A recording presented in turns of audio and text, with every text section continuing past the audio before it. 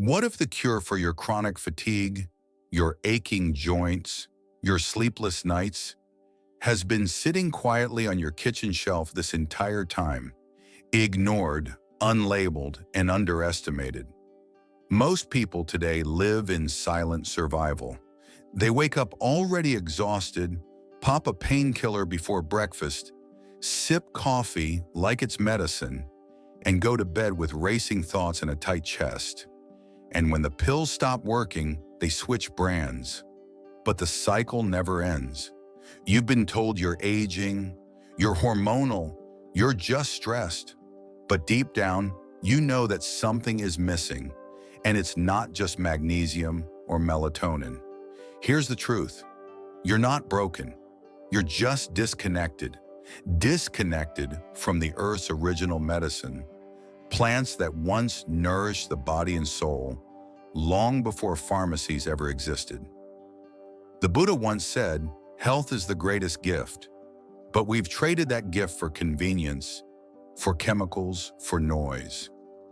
Somewhere along the way, we forgot the healing power of what grows in our gardens, what steams in our teacups, and what our grandmothers used to simmer on the stove. Today, let's stop chasing expensive solutions that never last.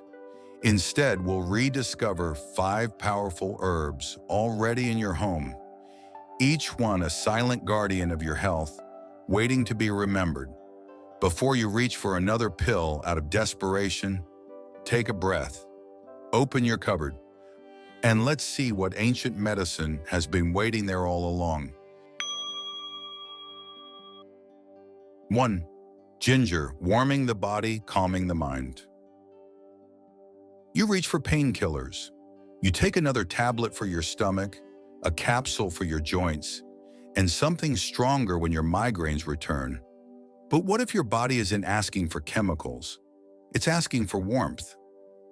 In Buddhist monasteries tucked high in the mountains of Bhutan and Tibet, where winter wind cuts like knives and the silence is holy, monks have passed around steaming cups of ginger tea for centuries, not as a trendy detox or diet fad, but as sacred warmth for the body and stillness for the mind. They knew something we've forgotten. The body doesn't just heal through medicine. It heals through ritual, heat, presence, and the earth's natural gifts. In Zen, ginger is seen not just as a root, but as a fire element. It stirs the blood. It wakes the chi. It burns through stagnation, both physical and emotional. When monks sat through long meditations, legs stiff and bellies cold, they turned to ginger, not to numb pain, but to awaken energy. Science now echoes this ancient wisdom. Ginger contains compounds like gingerol and shogal, which are powerful anti-inflammatories. Studies have shown it eases arthritis, improves digestion, relieves nausea, and even lowers blood sugar. It's one of the few plants that warms the body while calming the nervous system, something most pharmaceuticals can't do. But here's the real miracle. It's already in your home. Let me tell you a story. A woman I once guided in retreat came to me with chronic migraines, decades of doctor visits, scans, new pills every 6 months. Nothing worked. Her body was bloated. Her mind? Always bracing for the next attack. She believed her body had turned against her. One evening, we sat quietly. No goals, no new strategy, just tea. I offered her a cup of warm ginger with honey and lemon. She laughed. "That's it?" she asked. That night, she slept without pain for the first time in years. Now, I'm not claiming ginger is a cure-all, but the moment she began treating her body with warmth instead of war, something shifted. She wasn't trying to suppress her pain. She was listening to it, honoring it, and offering it something ancient, simple, and profoundly healing. She made ginger tea every morning from that day forward, and week by week, her migraines lost their grip. Here's how you can begin, too. Slice 4 to 5 thin rounds of fresh ginger root, no powder. Drop them into a small pot with 2 cups of water. Simmer gently for 10-15 minutes. Add a squeeze of lemon and a spoonful of honey if you'd like. Sip slowly, breathe deeply. Let the heat move through your chest, your gut, your joints. Drink it when you feel cold, when you feel scattered, when your digestion feels heavy or your mind is foggy. Ginger doesn't just heal, it recenters. And here's something no one tells you. Sometimes pain isn't asking to be silenced. It's asking for warm company. So before you pop another pill, ask your body, would warmth help me feel safe again? Because safety is healing. And ginger, humble, fiery, rooted in the earth, has offered that safety for thousands of years. But not all healing is found in fire. Some aches require a cooler, softer approach, a gentler touch, a breeze across the tension. And for that, we turn next to another overlooked healer, one that calms the storm in your chest and helps you breathe again. Let's meet the quiet green magic of mint. 2. Mint. Refresh, release, and soothe. What if relief from tension, racing thoughts, and sleepless nights was as simple as a few fresh mint leaves crushed gently between your palms? In one Zen temple in Kyoto, monks begin their early morning meditation not with incense, but with the scent of mint. It's not ceremonial, it's practical. After hours of silence, fasting, and stillness, the breath often grows shallow and the mind foggy. The abbot will pass around a small bowl of crushed mint leaves. Each monk rubs the leaves softly between their fingers, brings them to the nose, and inhales deeply. The shift is immediate. You can feel it in the room. A quiet awakening, a lightness in the chest. Focus without force. Mint, in its purest form, is the breath made visible. Long ago, a Buddhist healer in the highlands of Nepal kept pots of mint growing near the sleeping quarters. When pilgrims would arrive, travel-worn, overwhelmed, heavy with grief, they were not given advice. They were given a bath. Into the water, the healer would sprinkle mint, letting the steam open their lungs, soften their muscles, and clear their minds. No one spoke, but the body began to loosen. The heart, too. It was said that by the time a pilgrim left the bath, the soul had returned to the body. This is the power of mint, not just to soothe pain, but to bring you back to yourself. One elderly monk once shared during a Dharma talk that, in his younger years, he would often struggle with restlessness at night. His thoughts, though trained, would circle like moths around an unseen flame. He began placing fresh mint leaves beneath his pillow, inspired by an old temple custom. Over time, he said, the dreams became softer, the nights became quieter, and the mind, once turbulent, began to settle before sleep even arrived. He smiled and said, I stopped looking for sleep. I let sleep find me through the breath of mint. You don't need to be a monk in a remote temple to begin this practice. You can sip mint tea after a long day, use fresh leaves, pour hot, not boiling, water over them. Let it steep for 10 minutes. Sip slowly, feel it in your chest, not just your mouth. Prepare a mint bath when anxiety builds. A handful of fresh mint and a moment of silence are often more powerful than hours of distraction. Keep a cloth pouch of mint by your bedside. Breathe it in before sleep. Let its cool aroma remind your nervous system that the war is over. You are safe now. There is a saying among Zen healers, when the mind burns, offer it the breeze. Mint is that breeze. Cool, unassuming, sacred. It does not push or fight. It simply reminds the body that peace is still available, even in chaos. And in that peace, the heart softens, the breath returns, and healing, begins. But healing, as any monk will tell you, is not just about peace. It's also about power, about warming what has grown cold, about reigniting the inner fire that life's weariness has dimmed. So as we leave the breeze of mint behind, we now turn toward a different kind of medicine, one that stirs the blood, wakes the mind, and reminds the spirit that it's still alive. Let's walk together into the ancient fire of cinnamon. 3. Cinnamon, igniting energy and blood flow. Are you feeling cold in ways that blankets can't warm? Is your body dragging through the day, your mind dull, and your spirit silent?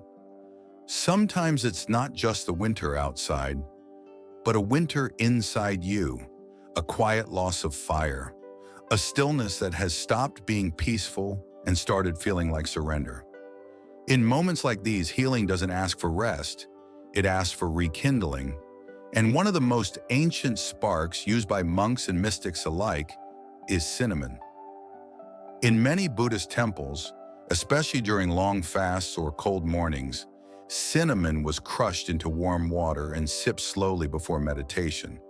It wasn't just for taste, it was for awakening. It was seen as a symbol of vitality, a way to stir the blood gently, to remind the spirit that life was still moving.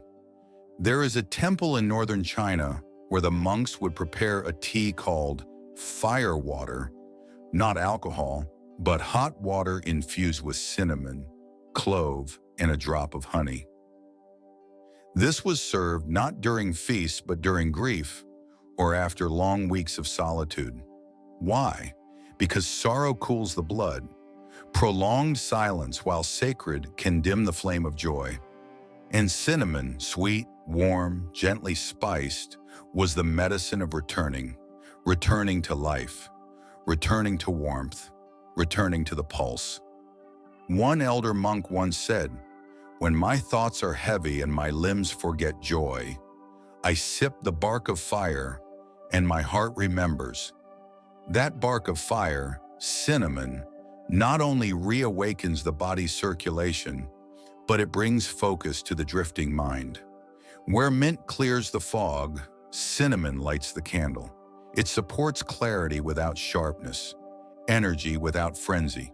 You can feel it, that subtle heat spreading across your chest, that sense of being here again, not just alive, but lit from within.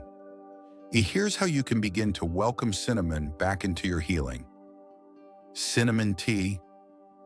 Add a small cinnamon stick to a cup of boiling water. Let it steep for 10-15 minutes. Drink it slowly, especially on cold mornings or during times of emotional fatigue. Morning spark. Sprinkle a touch of cinnamon into your warm cereal, coffee, or golden milk. Let it remind your senses that this day, this moment, is sacred and alive. Gentle caution. Cinnamon is powerful. A small daily dose is medicine.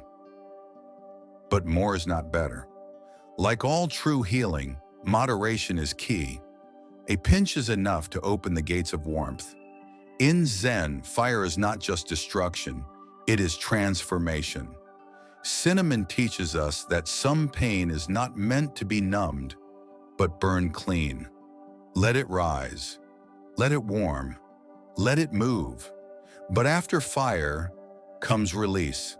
Because once the body is awake and the heart is warm again, we must begin the practice of letting go. Letting go of what clings to the organs. Letting go of what hardens the breath. Letting go of the old sadnesses we carry in our blood, like stories never told. And for that, there is an herb that has been quietly helping monks, mothers, and healers for centuries. An herb of calm, an herb of exhale, an herb of sacred release. Let's step now into the softness of holy basil. 4. Basil, clearing toxins and emotional weights. Have you ever felt like your body was holding on to things you couldn't name? A heaviness in the belly after grief, a tightness in your chest after years of swallowing emotion, fatigue that sleep can't fix, because it's not the body that's tired, it's the soul. What if a few leaves of basil, not from a pharmacy but from a humble garden, could help you begin to release what no longer serves you? In the monasteries of Sri Lanka and Thailand, there's a sacred plant known as tulsi, or holy basil.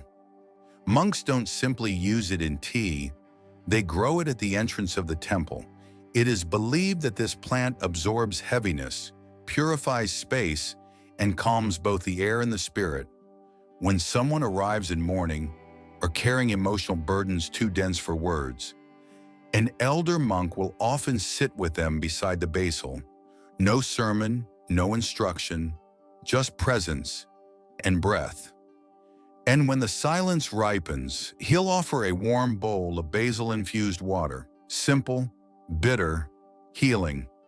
There is a teaching in Zen: let what wants to go, go. Let what wants to come, come. See what remains.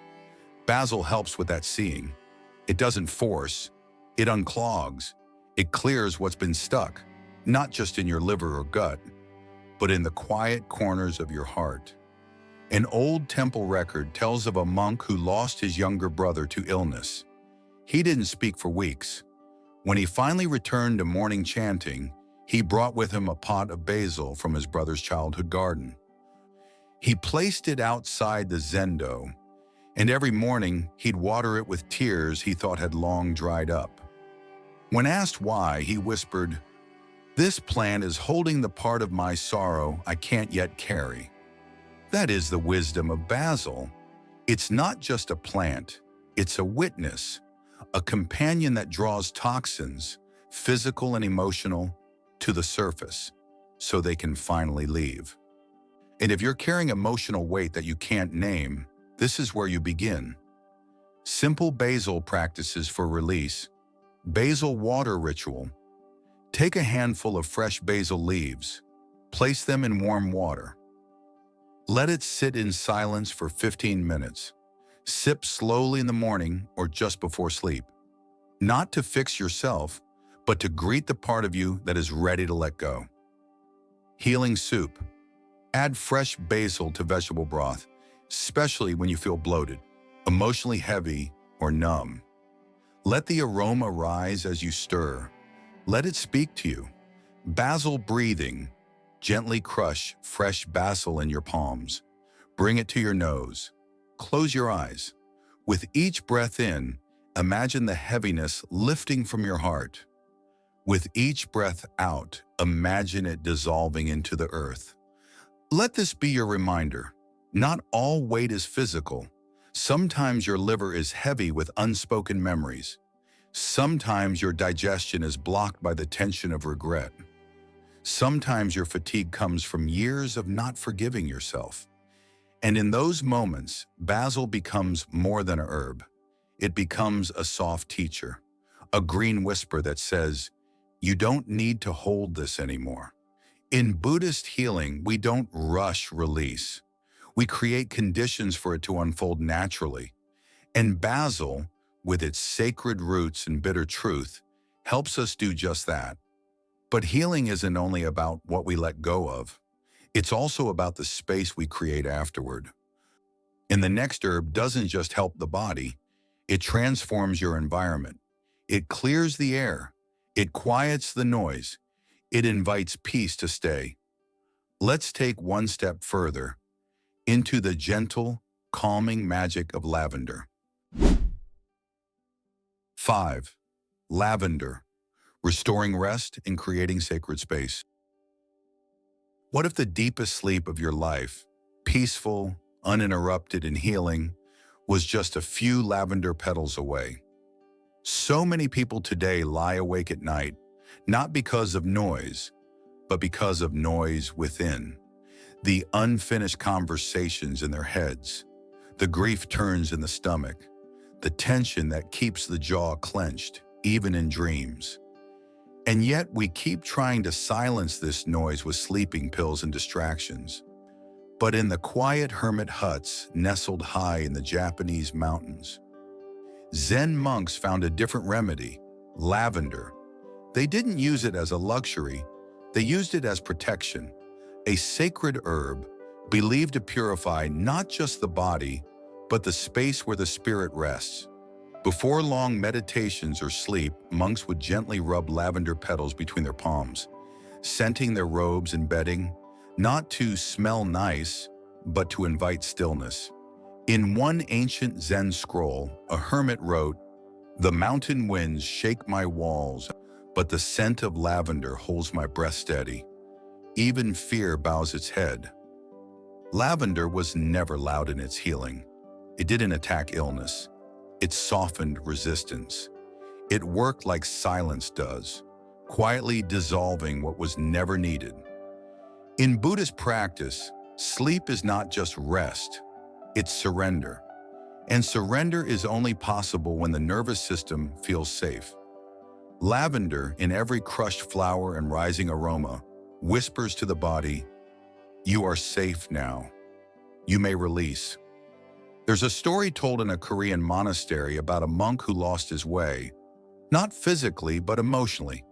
He had been overzealous in practice, meditating through the nights, fasting beyond his strength. His body broke before his spirit did. Unable to rest, unable to dream, he became hollow. One evening, the head nun entered his quarters and silently placed a small lavender bundle beneath his robe. She said only this, "Even the Buddha slept." That night, the monk slept for 10 hours, his first true rest in months. When he woke, he wept, not from pain, but from remembering how it felt to be held by the world again. You can recreate this sacred act in your own life. Begin with a few simple rituals. Lavender tea before bed. Steep dried lavender buds in warm water for 7 to 10 minutes. Drink slowly in silence, preferably with the lights low. Let it signal your body that rest is arriving. Lavender spray for sacred sleep spaces. Mix a few drops of lavender essential oil with water and a bit of alcohol or witch hazel. Spray onto your pillow or bedroom air. Let the scent clear away the psychic clutter of the day. Pillow sachet practice. Sew dried lavender into a small cloth pouch and place it inside your pillowcase. Each night, press your cheek gently to the scent. Breathe in softness. Breathe out your burdens. In Zen, we say, when the mind stops chasing, the body begins to trust. Lavender doesn't chase your insomnia away. It invites it to lie down. It offers the restless heart a place to land. And perhaps more than anything, that is what we need. Not just sleep, but rest. Not just silence, but sacred silence. A space so gentle your soul begins to mend just by being in it. And now, having journeyed through these ancient herbs, from ginger's fire to basil's letting go, from mint's breath to lavender's stillness, you may begin to feel something rising in you, a soft clarity, a quiet power, a sense that healing isn't something you do, it's something you return to. Because when you combine these humble herbs, you're not just treating symptoms, you're remembering wholeness. You're inviting back the wisdom your body never forgot. You were never far from healing. Nature's medicine chest has always been open. You only needed to remember where to look. A piece of ginger to warm the blood, a sprig of mint to calm the breath, cinnamon to reawaken the heart, basil to help you release the weight you've carried too long, and lavender to remind you that even rest can be sacred. You don't need to be a monk, a scientist, or a healer. You only need to be someone willing to pause, just long enough to come home, to your kitchen, to the earth, to your body, because healing doesn't always come from a prescription. Sometimes it comes from a teacup, from a scent, from a breath. So now I ask you gently, which herb story touched you the most? What small ritual will you try tonight? Not to fix yourself, but to finally care for yourself. Share your favorite healing tip, memory, or practice in the comments below. Let this space become a garden of shared wisdom, so no one forgets the power that still lives in a leaf, a root, a flower. And if this video reminded you of someone who needs gentle healing, pass it on. We heal together when we remember together. May your tea be warm, may your heart grow lighter, and may your days be filled with the quiet strength of nature's healing touch.